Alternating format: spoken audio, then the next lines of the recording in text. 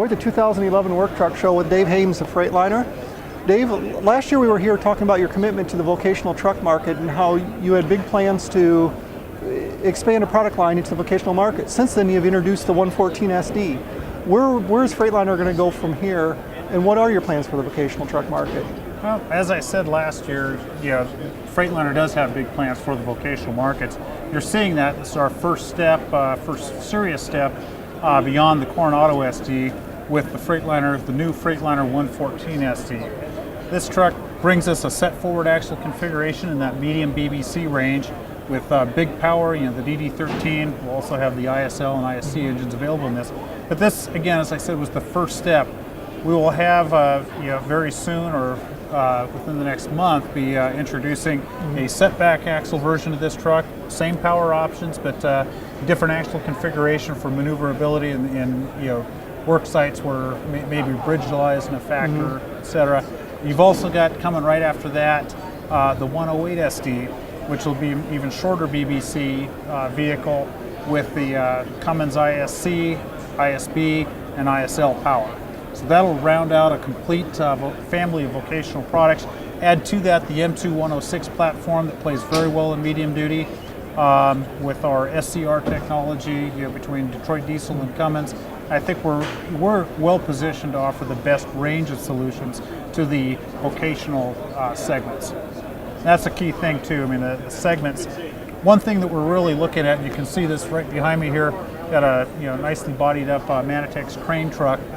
We're focused not on vocational, but on the vocations, looking specifically at the requirements of each segment. So as we develop new product, we're coming in, we're looking at the specific requirements and trying to design the platform so that it meets the requirements of the users within that segment, not just a broad vocational platform. We're working with the truck equipment manufacturers up front to make sure we've got the right product for the segment. Okay, and looking down the line, you got, what horsepower ranges will that put you from the 108 you introduced to the Well, let's see, on the, we'll talk about the 114 first. With the DD13, that brings us up into the 450 horsepower range. I'd have to check on the specific ratings that we'll be offering in the 108, but basically up in the, with the ISL, you've got pretty good coverage in that BBC, competitive with everyone else in the industry, certainly.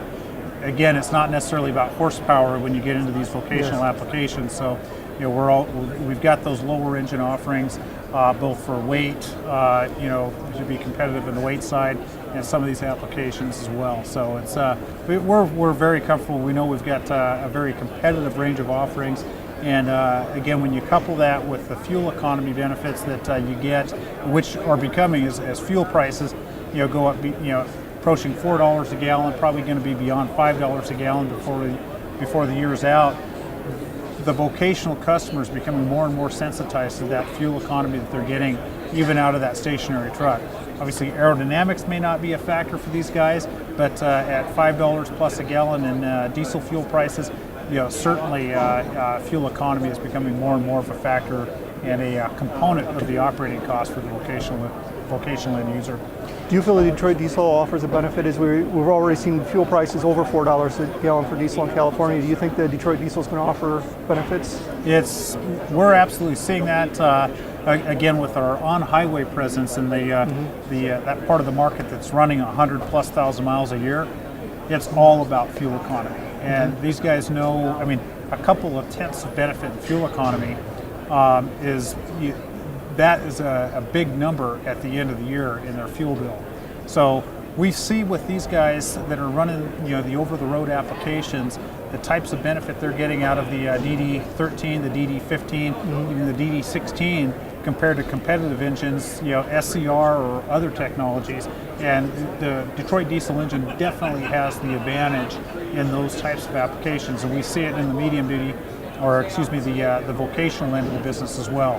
The DD13 has similar advantages in fuel economy, even in an idle type application or high idle type application where the truck may be stationary.